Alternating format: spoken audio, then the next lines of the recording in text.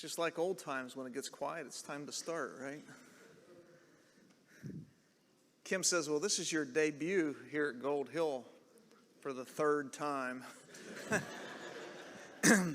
had every intention of getting up here tonight and said, well, Keaton had already covered all this. And I said, well, Keaton said, let's go eat ice cream. But they moved ice cream till next week. So we're going to begin a study where we're going to examine God's word concerning the life of Joseph in Genesis. And I think that's how we're going to wrap up the summer series. And it's easy to study the life of Joseph and only note what Joseph did, and the moralistic lessons are made out of those events. For example, from Genesis 37, the lesson is taught that parents should not play favorites or cause hatred between siblings. Or sometimes the message is that Joseph was bragging about his dreams, so be sure not to brag. But are these points the true reason why these scriptures were recorded and maintained for us? Are these the points that God wants us to learn? Consider this as a strong reason why we should discard any kind of approach towards the life of Joseph. When the writer in Hebrews speaks of the faith of Joseph, he simply says, by faith, Joseph at the end of his life made mention of the exodus of Israelites and gave direction concerning his bones. That's in Hebrews 11:22. There's nothing about faith of Joseph to avoid the temptations to sexual immorality or the faith not to kill his brothers when they came to Egypt. But perhaps we should look at the life of Joseph and any of the people recorded in the scriptures and consider what we learn about God and what God is doing through these people. As we study through the life of Joseph, our focus should not be on Joseph, but what we learn about God in the life of Joseph. And I challenge everybody that's going to follow me to do that. Look at what God does in the life of Joseph going forward. Through this, we'll be able to have more tools for overcoming life's struggles, trials, and difficulties by God's grace. These next chapters were written by a different author. Most likely it was Joseph, which probably included some editorial comments from Moses before it was completely published. So let's get to, see if I can work this. Nope.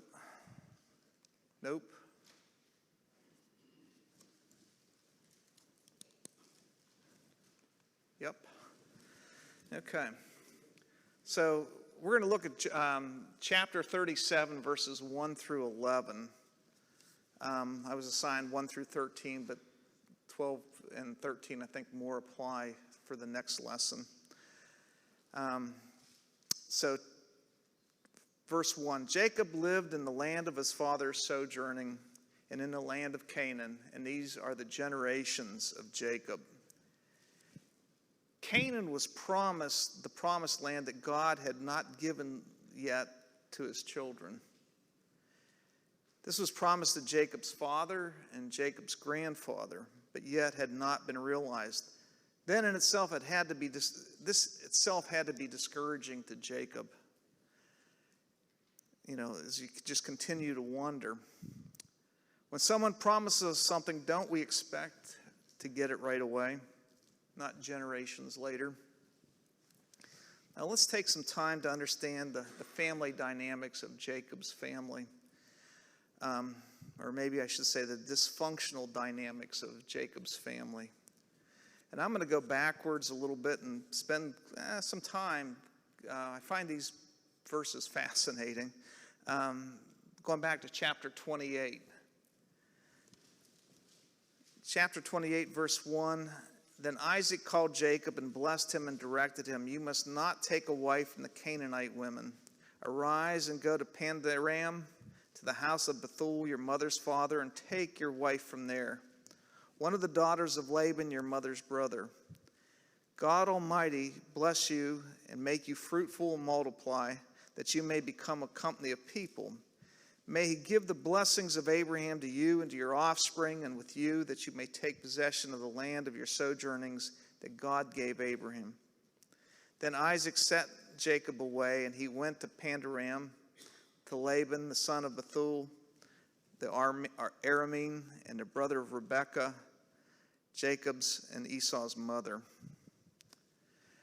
So Jacob goes off and heads towards his mother's brother's home. And as he arrives there, he meets Rachel at the well, where she's watering her father's sheep.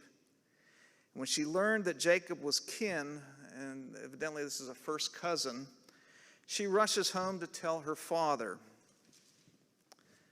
And Jacob begins working for Laban for about a month, and during this time he had fallen in love with Rachel. In verse 15 of chapter 29, then Laban says to Jacob, because you are my kinsman, should you therefore serve me not for nothing? Tell me, what shall your wages be? Now Laban had 2 daughters, and the name of the older was Leah, and the name of the younger was Rachel. Leah's eyes were weak, but Rachel was beautiful in form and appearance. I think it's interesting they described Leah with having weak eyes. I don't know if that means she squinted, if she was cross-eyed or what, but she probably wasn't very attractive. Unlike her sister. Her sister, but Rachel was beautiful in form and appearance. Jacob loved Rachel, and he said, I will serve you 7 years for your younger daughter Rachel. And Laban said, it's better that I give her to you than I should give her to any other man. Stay with me. So Jacob served 7 years for Rachel, and they seemed to him but just a few days because he loved the love he had for her.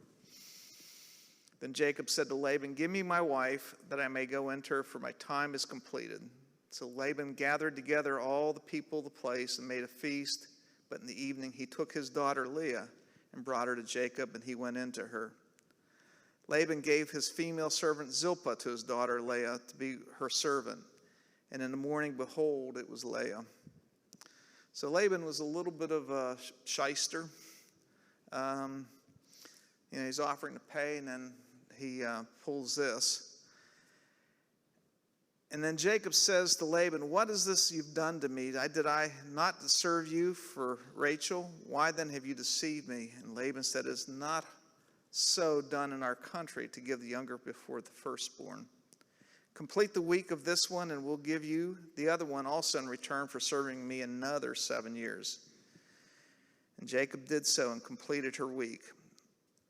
Then Laban gave him his daughter Rachel to be his wife. Laban gave his female servant Bilhah to be his daughter, to be Rachel's servant. So Jacob went to Rachel also, and he loved Rachel more than Leah, and served Laban for another 7 years. So this is a little bit of a background. Now the baby bowl starts.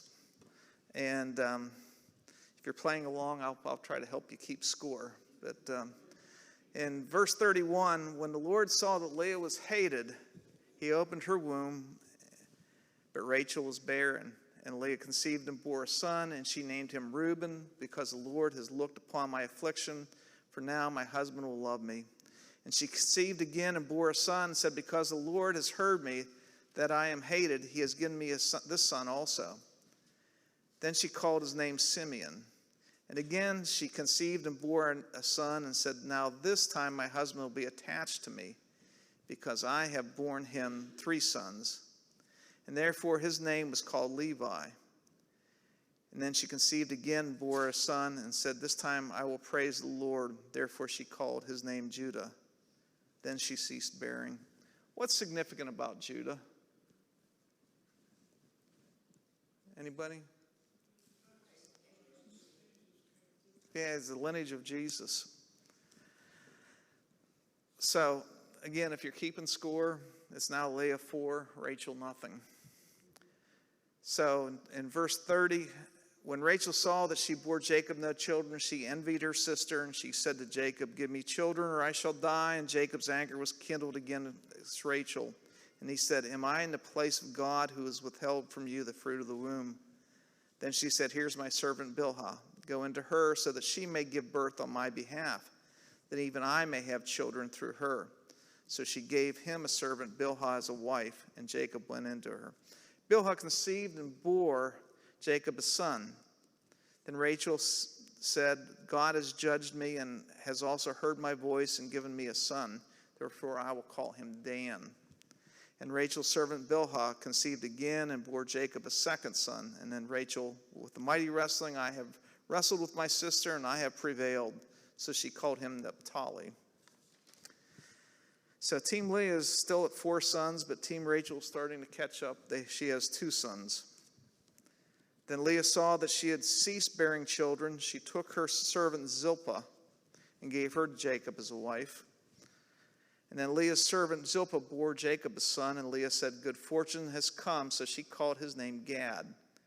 And Leah's servant Zilpah bore Jacob a second son, and Leah said, happy am I, for the women have called me happy. And she called him Asher.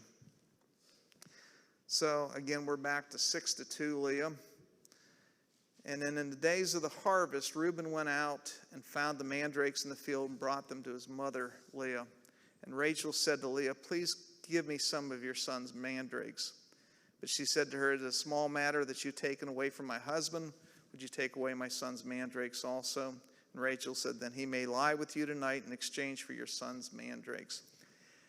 I always wondered about mandrakes. I wasn't sure what they were, so I Googled it. But they come from the belladonna family, which produces a very fragrant fruit that's similar to an orange apple. The fruit produces an effect of extreme relaxation, and the roots were actually used as a narcotic. In fact, it was used in medicine in ancient times, mainly when small operations were carried out. The fruit itself was considered an aphrodisiac and increased fertility. That was kind of an old wives' tale, but it was that. I'm beginning to think more than narcotics is the way direction they were going here. Okay, so in verse 16, when Jacob came from the field that evening, Leah went out and met with him. And he says, you must come into me, for I have hired you for my son's mandrake. So he lay with her that night, and God listened to Leah, and she conceived and bore Jacob a 5th son. Leah said, God has given me my wages because I have gave my servant to my husband. So she called his name Issachar. And then Leah conceived again, and she bore Jacob a 6th son. Then Leah said, God has endowed me with a good endowment. Now my husband will honor me because I have borne him 6 sons. And she called his name Zebulun. And after she bore a daughter and called her name Dinah. So Team Leah now has a commanding lead of 8-2. Daughters don't count in this contest. But however, later Dinah, the daughter, was raped in Genesis 34 by Shechem, the prince of the Hivites. And her brothers Simeon and Levi took revenge and massacred every male in the village. So this gives you kind of an idea of what kind of home life Joseph probably came up with violence and threatening and hatred. Not a good way to raise a young man. And continuing into verse 22, then God remembered Rachel, and God listened to her and opened up her womb, and she conceived and bore a son, and said, God has taken away my reproach. And she called his name Joseph, saying, may the Lord add to me another son. So Joseph's going to remain the main character for the rest of this next couple weeks as we wrap up the summer series. Joseph was likely ostracized by his siblings and the other wives because Rachel was his love of his life. He favored Joseph. Later, a brother Benjamin was born to Rachel in Genesis 35, making the final score Team Leah 8, Team Rachel 4. Unfortunately, Rachel died from complications of the birth with Benjamin due to her advanced age. And Benjamin was probably, and this is my opinion, was probably raised by Bilhah, Rachel's servant. But I can imagine the other wives also contributed since the competition was over with Rachel's passing. And let's face it, women like little babies. So, but can you imagine the family dynamics in Jacob's house? The drama of 4 wives and 13 children. And it's really important to help us understand Jacob and his background and where he's coming from, is to look at his childhood. Any comments? I did a lot of reading, I'm sorry. Okay, let's go back to Genesis 30. Yeah, Matt. Yeah, it is. I don't know what to make of it, honestly. It's there's a lot of selfish behavior and sins. I guess one thought is, even though he's a patriarch, he was called Israel because of his faith in God and a lot of good things that Jacob did. All around is still sin there, and there's still bad behavior. Yeah, I only touched a little bit on it. You're right. It's like a soap opera, and the brothers and they all were pretty bad actors. I think Jacob also took Joseph under his wing. Probably showed that he was probably more spiritual than his other brothers. He kind of probably guided him more than the other brothers. And we'll see that Joseph also has some really good skills as well that we'll talk about here in a minute. You grow up in a home where there's been your real mom, and then you have a mom that I used to call a Tommy son. One loved you and the other one did the right thing for you but didn't love you. And that, she hated my sister. But there's such a prejudice that goes on in a family like that. And we all came to the conclusion my father married her just to take care of us 6 kids. But it's there's just an unwritten enmity between people. And it doesn't work out. I can imagine that, and I'll touch again on this a little bit, but I grew up with 2 brothers. There's 3 of us, and we didn't get along too well. There was challenges with just 3 brothers, let alone 11 brothers. So, any other comments? Okay. So, Genesis 37, the last part of chapter 2 through 4. And Joseph, being 17 years old, was pasturing the flock with his brother, and he was a boy with the sons of Bilhah and Zilpah, his father's wives. And Joseph brought a bad report of them to their father.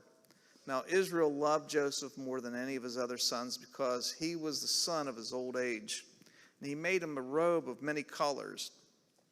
And when his brothers saw that their father loved him more than all the other brothers, they hated him and could not speak peacefully to him. Again, some of that hatred towards the other siblings. So Joseph was 17, and it's easy to forget how young Joseph was when these events unfolded in his life. The tension begins when Joseph gives his father Jacob a bad report concerning his brothers who are pasturing the flock. And for whatever reason, Jacob does not have Joseph with the brothers doing the work of tending the flock. Rather, he seems to be one that gives messages to Jacob. We don't know what those brothers were doing, or we don't even know if the report was deserved. But Jacob loved Joseph and believed him, and more than the other sons, and made him a robe of many colors. We're not exactly sure what this robe was. A lot of times when you're given a robe like this, it may have long sleeves, kind of a royal robe. Samuel 13, 18 through 19 uses the same word there. But it indicated that Joseph was special to Jacob, and perhaps Joseph was actually in charge of the flock. And being in charge of the flock, he may have been in charge of his brothers as well. The robe was a long hem and sleeves, which wasn't conducive to working. So Joseph was actually being given special privileges by Jacob. and therefore the brothers hated Joseph and could not speak peaceably to him. One of the commentaries I read talked about because he was the son of his old age may indicate that Joseph was very mature for his age, or very intelligent for his age. Joseph may have been managing his brothers in the flock, and Joseph had good organizational and administrative skills, and as we're going to see later, when he was in charge of Potiphar's house, when he was in charge of the prison, and eventually he was number 2 to Pharaoh, he had some wicked skills there as far as from a management perspective, and that may be what he indicated. When you first glance at that, you read that because Jacob was old, but it may also meant that he knew Joseph was much more mature than the other brothers.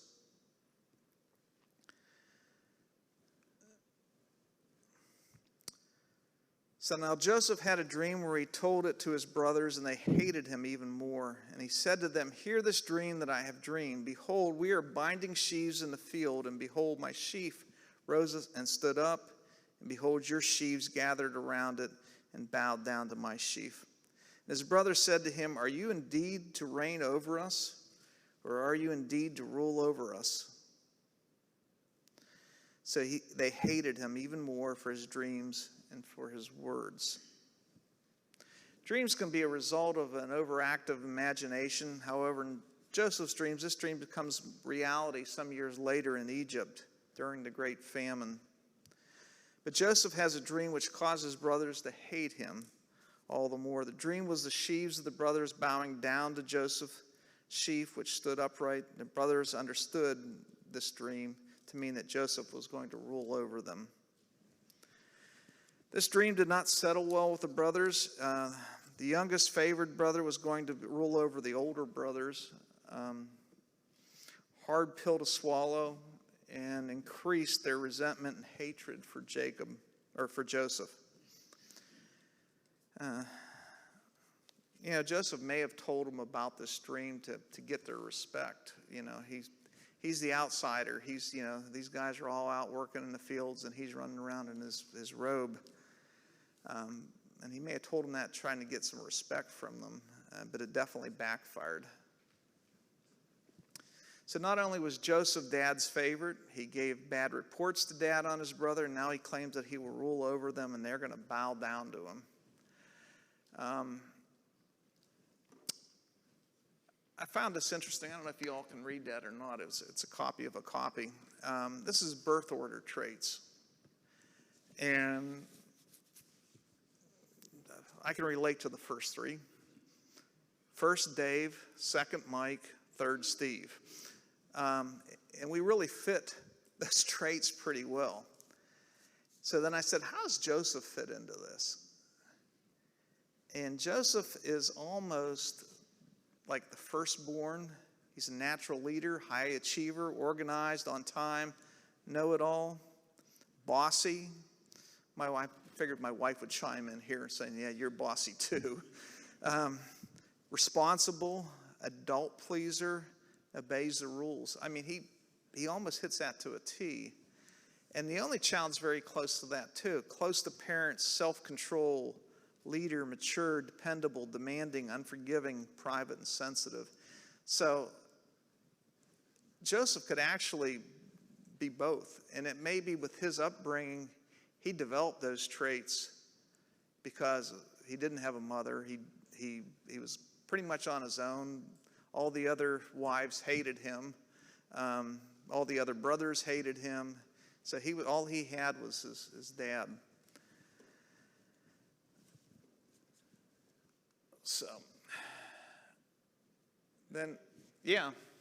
At this point of Joseph's life, that as a real parallel, you realize that that's the same. His situation is might near the same situation of Jacob himself. He was the younger on that. He got the blessing.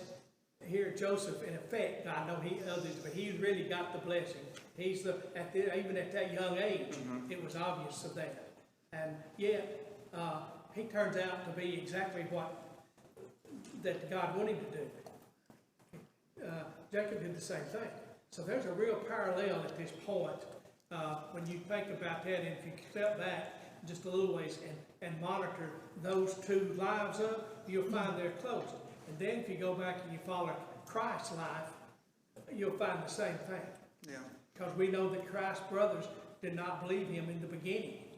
So you see, you take all three of these like that. And I've taught this class, how come I know that, and went back and looked at it. Well, if I'd have many known years that, ago. Joe, I'd have ate ice cream and you could have taught it. That's many years ago, and I'm so old I can't remember it all. But these are some real parallels. But you're right, and from a Jacob parallel also, Jacob had dreams, okay? And you see Joseph having dreams, and I'll touch on that in a minute, but that's a great point, Joe, thank you. Any other comments? I need to pause here for a minute.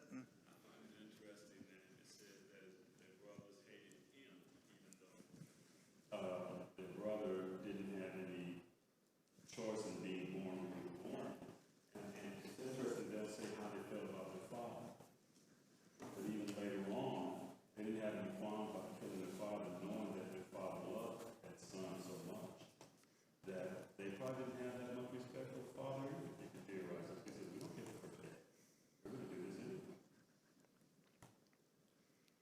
It almost seems like Jacob was more hands-off too, with the workings and with the brothers, and I don't know what the age difference is from Reuben all the way back to Joseph, but it could be quite a few years. And it's hard to have a 17-year-old boy tell you what to do. So, verse 9. Then he dreamed another dream and told it to his brothers and said, "Behold, I have dreamed another dream. Behold, the sun, the moon, and the 11 stars were bowing down to me." But when he told it to his father and to his brothers, his father rebuked him and said to him, "What is this dream that you have dreamed? Shall I and your mother and your brothers indeed come to bow ourselves to the ground before you?" And his brothers were jealous of him, but his father kept the saying in mind. So Joseph had another dream with a very similar meaning, and the dream was of the sun and moon and 11 stars bowing down to him. And nobody was happy with this dream.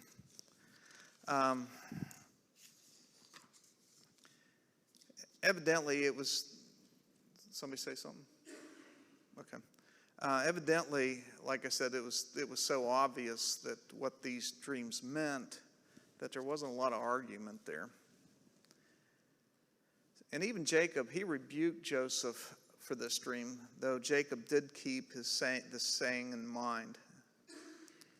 You know, Jacob, God communicated Jacob through dreams and couldn't discount that God is not behind these dreams. And keeping in mind that Jacob would likely have told his children about his life story, from how the youngest received the birthright to the dreams that God had given him to direct and guide him. Joseph being the youngest and now having dreams, even the brothers may have started realizing that the dreams were from God. Before they hated him, but now they were jealous, they were envious of Jacob, or of Joseph. So I want us to think about what is happening to Joseph. God is the one giving Joseph the dreams. These dreams are going to cause everything to unfold in Joseph's life. Say what you want about Joseph, but these dreams are given by God, predicting what the future is going to hold for both Joseph and his family. And the family knew it.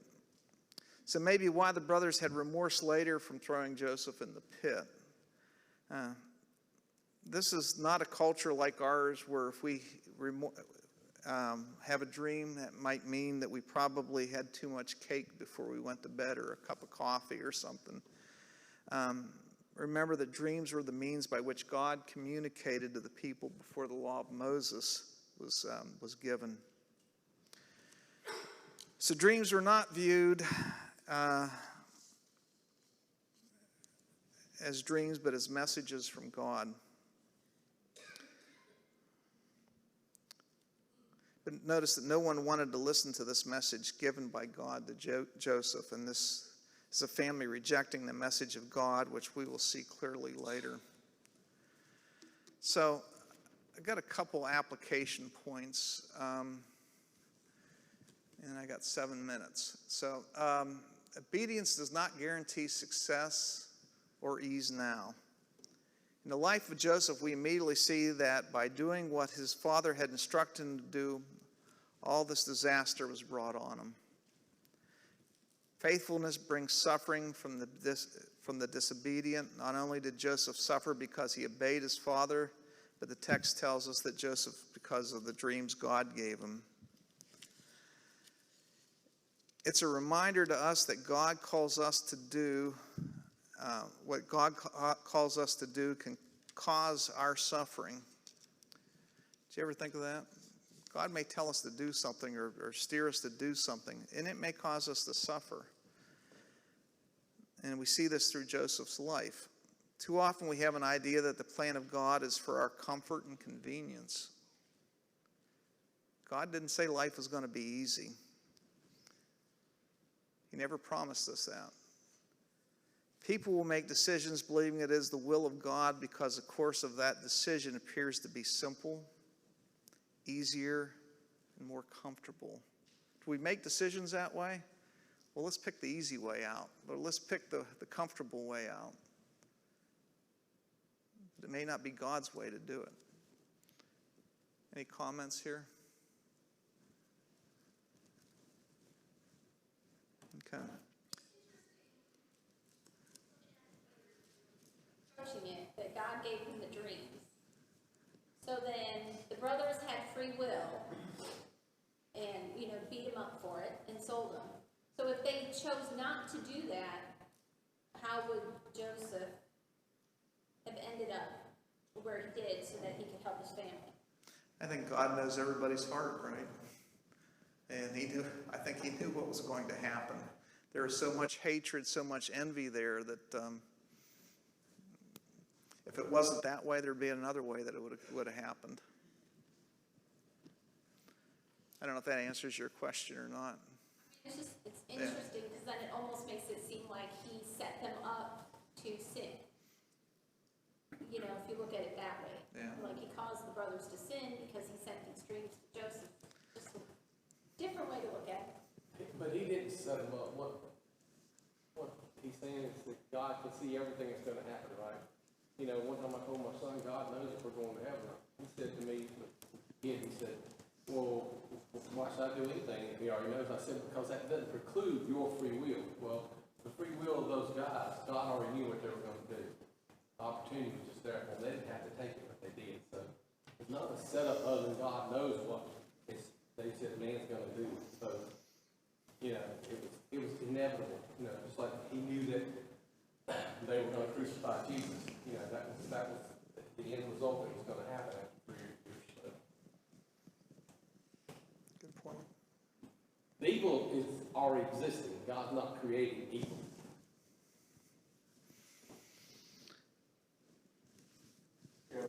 We face obedience, success, ease, almost on a daily, right? If we're evangelizing the way we ought to, if we're living the way we ought to, that is our chance to be obedient to God. God, even though he was directly saying to the apostles and his disciples, go to the four corners, but he's also saying that to us with our great commission, Paul, right?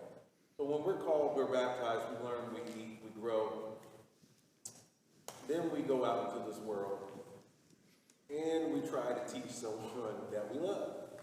We do exactly what Joseph did. Now, Joseph was a young man, and with Jewish customs, old men dream dreams, young men see the visions.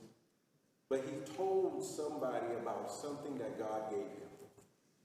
If I turn around and tell some reason, hey, God, I've learned, I got this from God, I was baptized, and the way I was raised was an error. And I told someone in my family about that, they're not going to be too pleased. And they weren't too pleased. Now, God didn't really, put that in place, but he gave me a chance to be obedient. And when you're obedient to God, or when we're obedient to God, we're going to face persecution. And, we'll fit into those shoes. Okay. I've got 3 minutes now and 2 more pages of notes, so I'm going to have to plow ahead. God's not in the business of making our lives easy while on this earth. I think we could look at the scriptures at the end of the lives of every faithful follower of God and observe the opposite truth. God often messes up our lives, plans to carry out his purpose and make us what we need to become for his glory. So God is working to make us who we need to be, and it's through trials and tribulations and those type of things. Mary? He doesn't make life easy, but he does give us peace. Right. Absolutely. So, again, God messed up Joseph's plan. You know, this was not the life plan for Joseph at 17 to get thrown into a pit. Here's a teenager with aspirations of the future, which now have been all flushed away. God constantly challenges our life plans, and he'll mess them up if we're not putting the right priorities in place. Do we think when things don't go our way, do we assume it's God's will? God didn't promise us easy paths in this world. Like Joseph, we are a work for God, and he's going to help us develop our faith, our Christian maturity through life's challenges. For Abraham, God messed up the plans of Ishmael and made him be sent away into the desert, only to turn around and ask Abraham to sacrifice Isaac. God's goal is not for us to have an easy, good life on earth. God's goal is to bring glory to himself and bring you and me to eternal life. This means many of our life plans may have to be wrecked so that we can become what God desires. And I think back before I was baptized, my life plans then are completely different than my life plans now. And you give God the glory for that. John 14:15, it says, if you love me, you will keep my commandments. Matthew 7:21 through 23, it says, not everyone who says to me, Lord, Lord, will enter the kingdom of heaven, but the one who does the will of my Father who is in heaven. On that day, many will say to me, Lord, Lord, did we not prophesy in your name? Did we not cast out demons in your name and do many mighty works in your name? And then I will declare to them, I never knew you. Depart from me, you workers of lawlessness.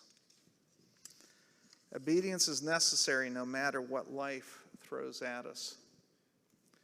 And the second point is be careful how you use your spiritual gifts. God gives us gifts. Do we take full advantage of those gifts? Do we fully develop those gifts? Do we flaunt those gifts to others? Joseph was granted a gift to communicate to God through dreams. He's also given that gift of wisdom, organization, and administration. Joseph didn't humble himself, but was arrogant. He was a show-off. Can you think of an athlete or an artist that doesn't flaunt their talents? I tried to think of one. The only one I could come up with is Tim Tebow. I don't know if there's anybody else out there or not. And he flaunts it a little bit. But anyways, a lot more lack humility, craving for fame, and personal fortune. And Joseph could have easily gone to God in prayer over the dreams. He could have sought advice from his father in private, but instead he just had to show off. He had to stick it in his brother's face. The same brothers that hated him, and he paid the price. The Corinthian church had this problem. The young church was blessed with great gifts, gifts such as tongues and healing and prophecy. Instead of giving God the glory, they began to competing for stature within the church by using those gifts. The Corinthian church became more about the individual than God, just like Joseph. In Romans 12:3 through 8, for the grace given to me, I say to everyone among you, not to think of himself more highly than he ought to think, but to think with sober judgment, each according to the measure of faith that God has assigned. For as in one body we have many members, and members do not have all the same functions.